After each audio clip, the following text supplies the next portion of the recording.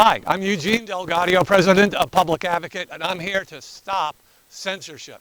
I'm telling you, my listeners, my viewers, my members, my supporters, my follows, road work ahead. We're going to stop this censorship. The Department of Justice has finally answered our call for action. Attorney General William Barr and his Department of Justice have filed an antitrust lawsuit against Google, alleging that this search engine Goliath constitutes a monopoly. The announcement of the lawsuit coincides with a shocking interview released by the independent media group Project Veritas. These undercover reporters filmed a Google manager admitting that Google is grossly manipulating the country to hate Trump and vote for Joe Biden. I don't think I have to tell you this big tech has been becoming a propaganda machine protecting and promoting the radical left and their perverse agenda. 8 days ago, the New York Post and Rudy Giuliani broke a carefully sourced story that shows damning evidence linking Joe Biden to the Ukrainian scandal. His son, Hunter, was receiving vast amounts of money from the Ukrainian energy company Burisma for influence. That's what that was what money was for. Buckets of money from Burisma and China, with his father, the then vice president, just happening to be vice president and helping out a little bit, his son. Despite this story coming from an established verified news source, both Facebook and Twitter announced that they were taking it upon themselves to censor this story until they decided it was true or not. Stop it!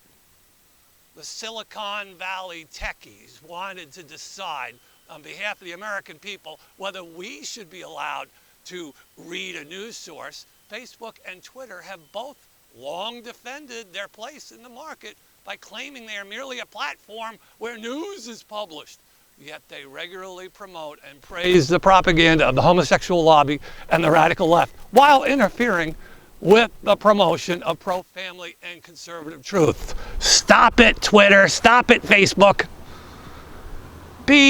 In response to this unbelievable breach of trust, Congress has finally decided to act. The CEOs of Google, Twitter, and Facebook have been threatened by the Senate with subpoenas. Now they're going to be testifying in a few days and present themselves October 28 to answer questions. Right now, all three CEOs of these big tech giants are scheduled to testify before the Senate Commerce Committee in a hearing that could have serious ramifications. Hopefully they'll squeeze them.